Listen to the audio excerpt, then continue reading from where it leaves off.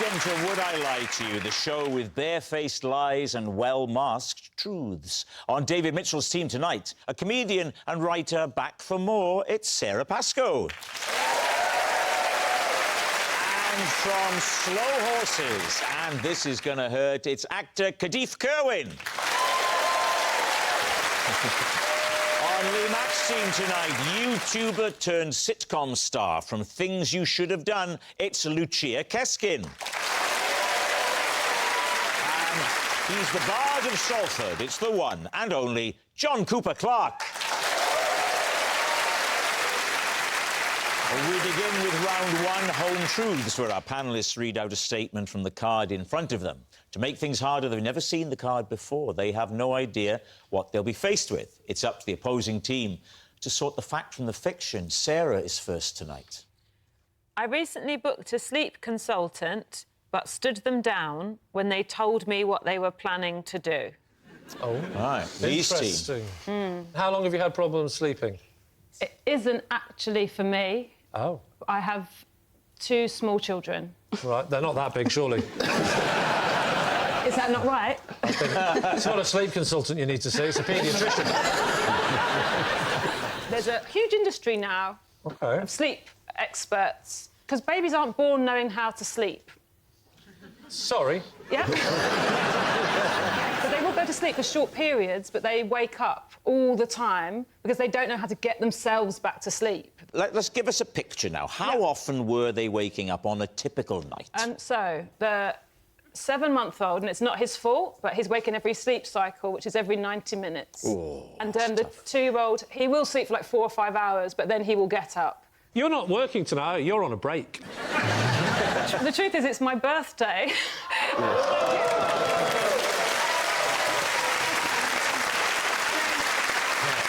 This was how I got out of being at my house. Well, two things, Sarah. Yeah. So, first of all, happy birthday. Thank you. Secondly, what was the advice given? So the sleep consultant said she would tell the toddler she was a sleep fairy and that she'd put fairy dust on our door and we couldn't come out until morning. So what is she saying that the fairy dust did? Locks the door. Right. I'm locking your parents into that room. Yeah. They cannot get out. Now go to sleep. So the toddler wakes up. Yes. I'm awake, Mother. Father, I'm awake. Let's play. What if you made him a Victorian ghost? What happens then? She said that she would say, you have to go back to bed, I'm the sleep fairy. That's what she's told you. Yeah. The second they go off to sleep, she's having a little nap, right? She won't have a very long one, because my kids wake up all the time. Was she expensive? Incredibly expensive. How much? Yeah. About £500. Per night? Per night, yeah. Ooh. Well, that's, you know. What did your partner make of this? He wasn't there. He's moved to a hotel where it's quiet. He's got to see the Premier Inn Fairy. Which is actually less than £500 a night. So, Lee, were there ever any sleep issues with your children? Would you just start doing bits of the act and they would...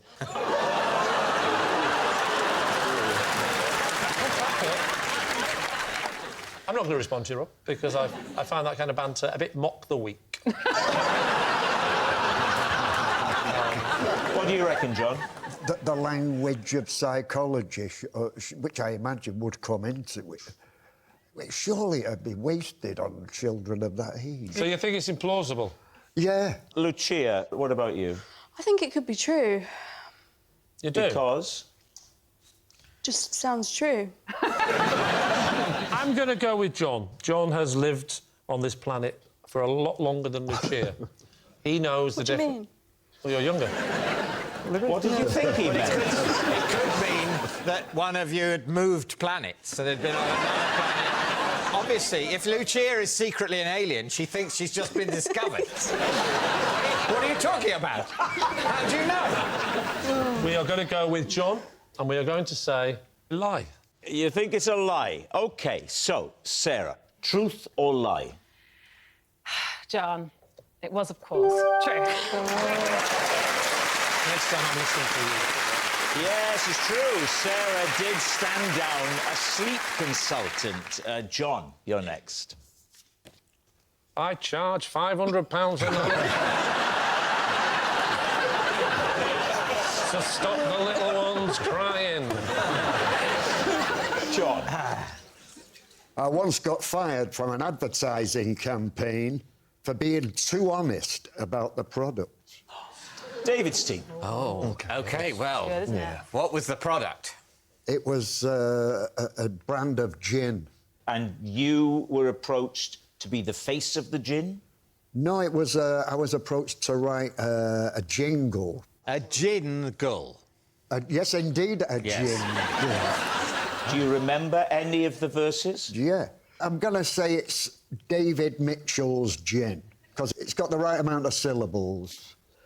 At the public bar of any welcoming inn, he's the geezer with the goofy grin. What got him into the state he's in? David Mitchell's gin. Beautiful. Do you want to hear the Christmas special? Yes, please. By the way, we're edging towards true on Yeah, this I one. think so. I tasted this gin for the fun and frolics, but guess what it tasted like?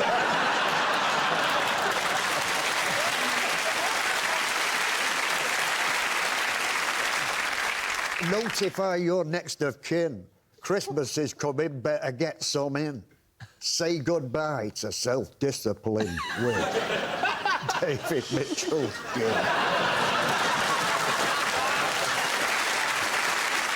So did you go in and present these to them? And, I mean, how did the breakup go? Well, they said, you know, it's not quite the image we're looking for. The idea that people don't buy gin because it gets them drunk is absurd. That's what they want. Buy this and it will change your state of mind in a way you will probably like and possibly over time come to depend upon. What do you think, Sarah? I thought that improvising poetry was going to be, like, impossible, so it's definitely true. But then Lee did it. And I was like, it There was can a young be woman from done. China who had an enormous... It's dead easy. I mean, that's a lot of poetry to have made up on the spot, but obviously if anyone can do it, John can. Exactly. But then Thanks, another point David. is, if he has invented all that on the spot, he kind of deserves the point. Yes. This is true. Yeah. So you're saying, therefore... We're going to go true. OK, they're saying yeah. it's true. John, was it true or was it a lie? It was true. It's true. John was fired for being too honest. Lucia, you're up next. I once accidentally gate crashed the BBC News. David's team. Oh. How did you find yourself wandering into the news? It was the 25th anniversary of the TV show Friends.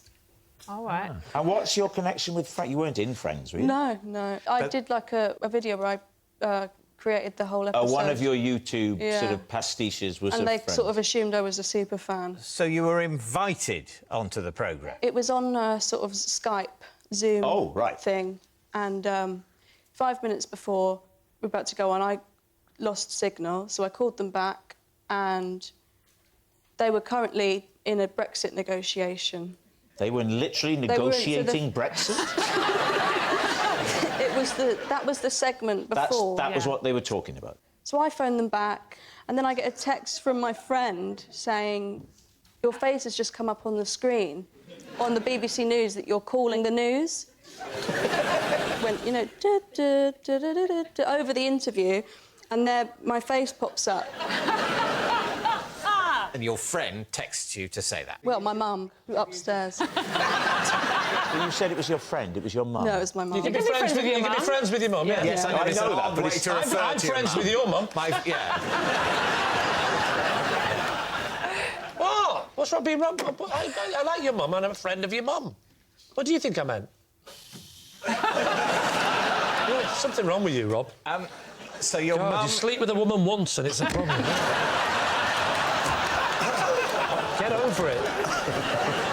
She did say, she said to me, she said, Rob, you know how you're always saying how Lee is so quick? She said.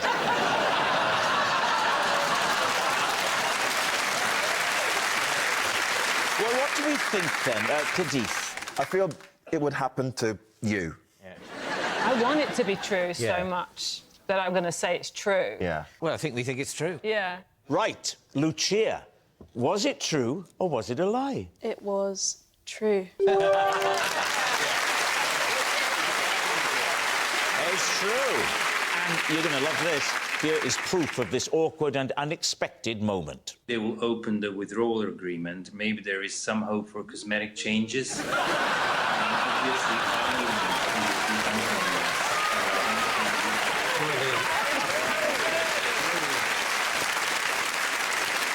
Our next round is called This Is My, where we bring on a mystery guest who has a close connection to one of our panellists. This week, each of David's team will claim it's them that has the genuine connection to the guest. It's up to Lee's team to spot who's telling the truth. So please welcome this week's special guest, Mary. So,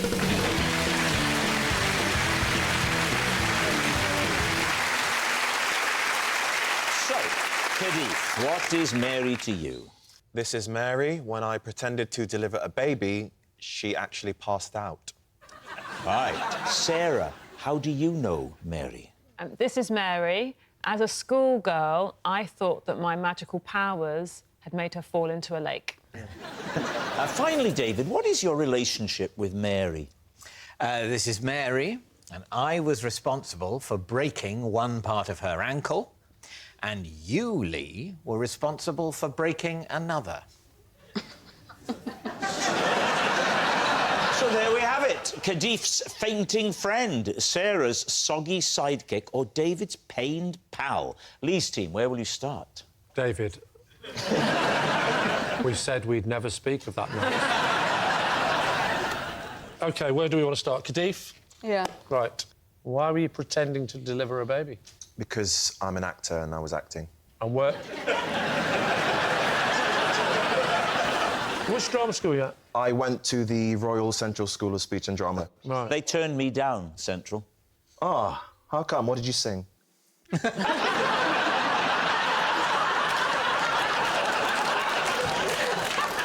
I think what Khadif is referring to is that in the audition you have to sing a song. Yeah. That's right, I sang. I thought you were having a go at his singing. Yeah. There's no need for your involvement. What show were you in? I was in a show called This Is Going to Hurt. Right. I played a obs-and-gynae doctor and I was delivering a baby by C-section. Right. And is Mary an actor? No, Mary's not an actor. Mary was an SA on the day. So Supporting artist. Supporting artist. She was my obstetrics nurse next to me. So she's playing a nurse. Yeah. You're playing the person doing a C-section. Yeah, we got taught all of the fingering and all of the knife work. So Right. So you're cutting into some sort of latexy type thing. yeah. So say I am the lady who's about to give birth. OK. So both her legs were here, prosthetic legs. Her real legs were underneath, and on top of her was the belly. And when you cut in, what's underneath the... You release the blood pack. Oh. And I'm yeah. assuming at the end there's a fake baby in there. No. The baby gets it gets handed out. They would have cut away and then yeah. Because that would be a bit unfair to use a real baby and go, we'll be with you in about an hour. So Mary actually came and brought the knives towards me, and I was just doing the incision and blah blah blah, and then I just heard a thud, and it was like a cartoon. Her legs went up in the air, and it was just Her real like... legs or her fake legs? And what do you do then? You forget who you are and say, don't worry, I'm qualified, I can deal with this. No, thankfully, because it was a set with real doctors on there, she got seen to, and we continued the day. Actually, she was a proper trooper, actually, to be fair. No one's ever come on the show before, stood there and put their hands in the pockets, and I wonder if hands are full of blood and... Right, who would you like to quiz next? Sarah. Remind us, Sarah, of what yours... OK, this is Mary. As a schoolgirl, I thought that my magic powers had made her fall into a lake. Right. How old were you? 11?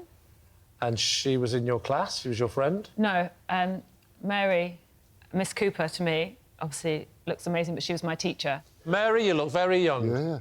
Yeah. Well, that face said to me, don't care, it's not true. What was the magic?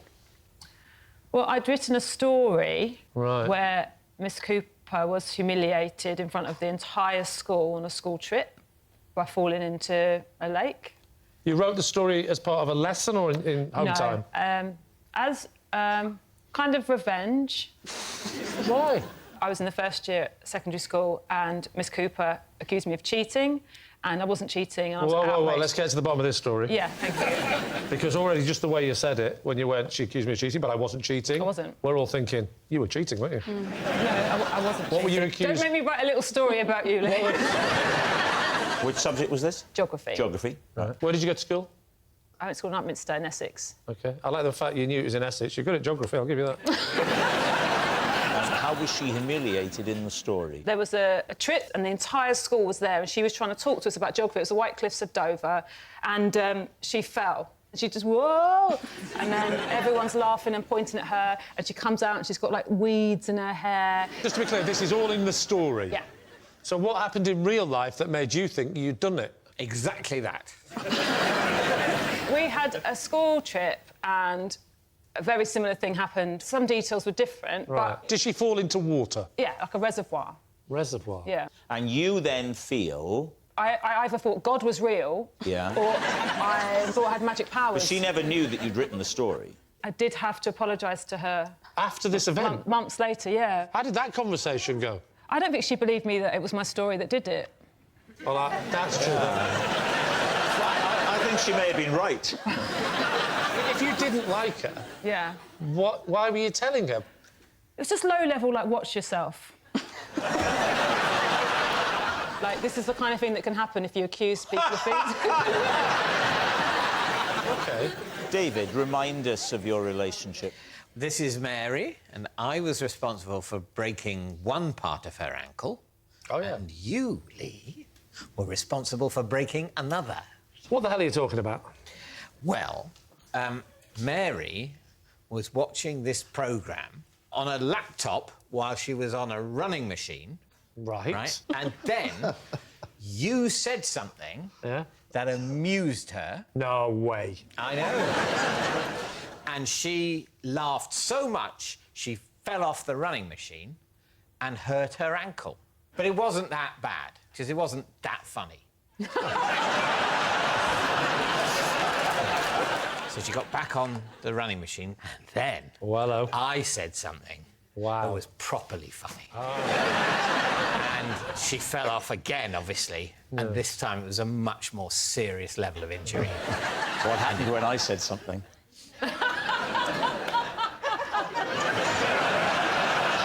Well, you know, she would have known it was the next round.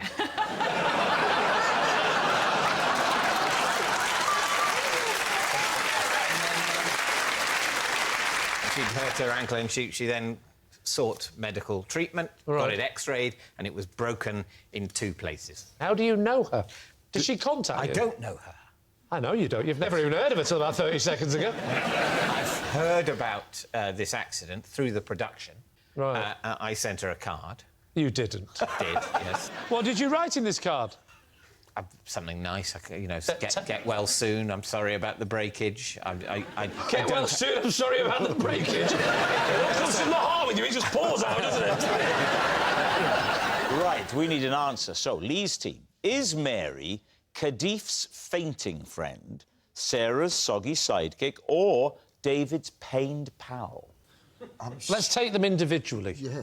Kadif, I mean, there's some definite facts in this. I didn't see the programme. Did you see it? Yeah. Do you remember a C-section? No. Oh. Well, that's the end of that round, then. Kadif, there was no C-section. Unless I've forgotten about it. If you don't mind me saying, you are literally no help.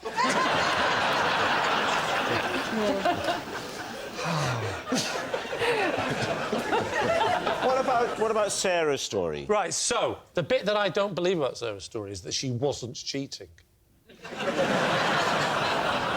Now, what about David?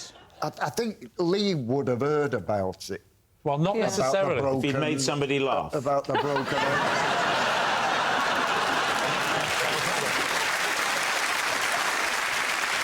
What do we think of David? I don't think David's. I think Sarah or Kadif could be true. David, you're David discounting. least true, but could be. Impossible. So just to clarify, they could all be true. Next week, can I have someone here, me here, and just a coin? And I'll just...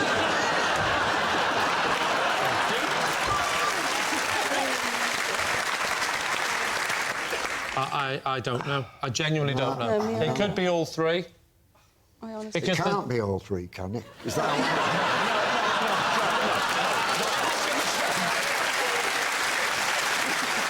I'll rephrase that. It could be any of them. And only one of them. Come on, let's make a decision. We're doing a vote here. One of the three. David. You're going with David. OK. If I can't decide between Sarah and Kadif, maybe go for David. I think that's quite often how juries on literary awards work. Lost again, did you? Lee, take control, make a decision. We'll go Kadif. You're saying Kadif, Yeah. right. They think it's Kadif. Mary, would you please reveal your true identity?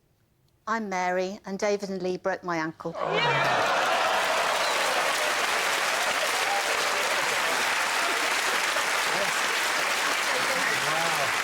Yes, Mary is David's pained pal. Thank you very much, Mary. Which brings us to our final round, quickfire lies, and we start with... It's Lee. Possession. OK, take a look under your desk. There's an item there. Just take the cloth off, OK? Lovely. It's one of those swimming pool things. Now, would you read the card? I know, because it's mine. This is my poster. I bought it to remind me of the time I was asked to leave my local pool for breaking all 9 rules in one visit. We've got kind of refrain from running, pushing, acrobatics or gymnastics, shouting, ducking, petting, bombing, swimming in the diving area, smoking. Just put that on there. Rob, maybe just tilt it back a bit more towards me. Thank you. Now, when was this, Lee, first of all? Well, let's just say I was young enough to be immature, but old enough to smoke. Where's the pool, Lee? It's in the local swimming baths. Where's local to you? Oh, it's very close. I was 17. With your friends? Well, my friend. Who is your friend? It was my mate, Bri. Is that who you were petting? Bri was not a boy. Oh. Bryony. But I called her Bri. Oh, lovely stuff. She was there with a sweet smile and her twinkly eyes, and I was there with me Veruca. And we were excited. We were holding hands and we started to run. And that was the first... The whistle blew. Like that. And I said, I'm not sure, Bri, you should have a whistle when we're going swimming. She said, no, that was the lifeguard over there, the lifeguard. No, Ronnie! And you know what it's like in the baths, yeah. You what? All right, I can't hear you, mate. I said, I'll come to you. I sprinted over. He said, no running. I said, oh, sorry. So I ran back and... OK, what was the next violation? Well, then she didn't want to get in, obviously. She was nervous. So I pushed her in and the whistle blew again. I sprinted over. I warned you. I haven't pushed anyone before, not about the running. Oh, yes, sorry. You're not allowed to push people in. Oh, no. You pushed her in because Well, it was a gentle... She was nervous. She was worried about the temperature. Oh, I see. Bryony. Yeah. What was the next one? Well, may I suggest bombing? Oh, well, we Because could... you're still outside the pool, so we could get that done now. I'm still out, she's in. Oh, right, sorry. I've jumped in. But I wasn't looking, was I? I've only gone and landed on her shoulders.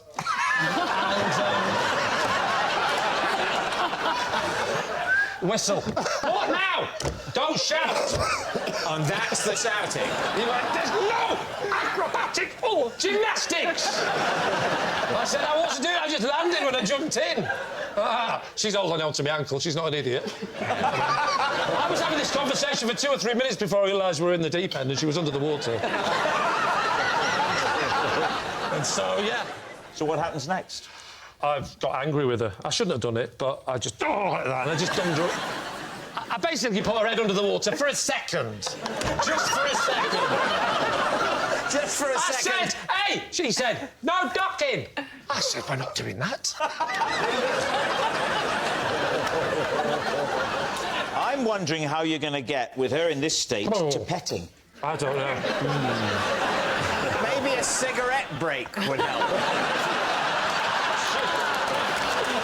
I apologised to Bri. And we got a little bit amorous. We kissed passionately. As passionate as you can as a repressed northern man of a certain age. In a slightly too cold swimming pool.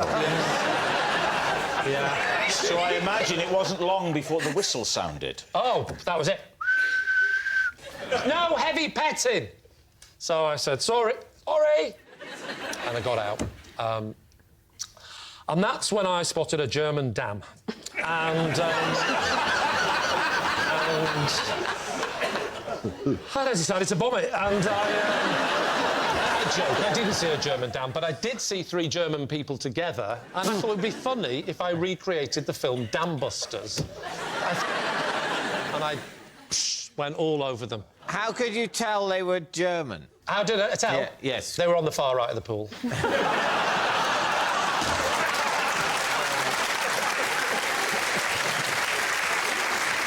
And, of course, the uniforms.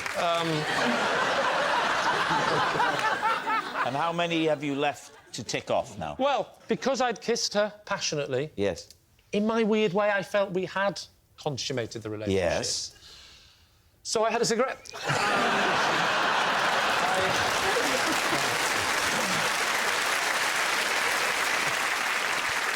And was it at this point that the lifeguard had had enough?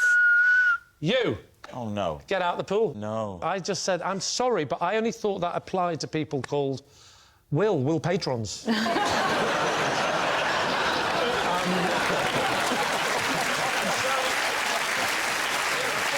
right, so there it is now. It's been very detailed. And surely couldn't have made that up. There's a lot of recall there of clearly genuine events. Kadif, what do you reckon? No. No, what? Well, it's, you know, it might not be true. But we had a lovely time, didn't we? Exactly. So they think it's a lie. Was it a lie, Lee, or was it true? It's a lie. It's a lie. Lee didn't break all 9 pool rules in one day. That noise signals time is up. It's the end of the show, and I can reveal that David's team has won by 5 points to 0. Well